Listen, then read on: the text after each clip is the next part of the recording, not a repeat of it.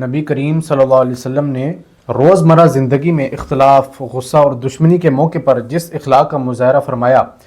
وہ آج کے روزہ دار مسلمان کے لیے کیا پیغام رکھتا ہے؟ آپ نے جو فرمایا، آپ صلی اللہ علیہ وسلم حضور علیہ السلام نے جو اخلاق کا مظاہرہ فرمایا اس سے سیدھا سیدھا ہمیں یہی درس ملتا ہے کہ حضور علیہ السلام نے جہاں جہاں صبر کیا، حضور علیہ السلام طائف کے بازاروں کے جو معاملات تھے آپ جانتے ہیں، حضور کو پتھر مارے گئے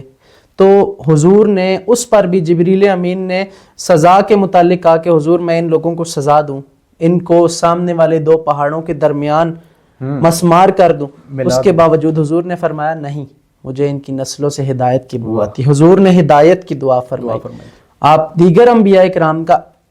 حتیٰ کہ انبیاء اکرام ایسے بھی گزرے ہیں جن کو آرے سے کاٹا گیا، اللہ اکبر، اس کے باوجود اخلاق خراب نہیں ہونے دیے۔ تو اخلاق جو ہوتے ہیں ایک اعلیٰ ترین چیز ہوتی ہے، اس کو خراب نہیں کرنا چاہیے۔ حضور علیہ السلام کی جو تعلیمات ہیں وہ یہی ہیں کہ ہم اچھے اخلاق سے لوگوں کے ساتھ پیش آئیں۔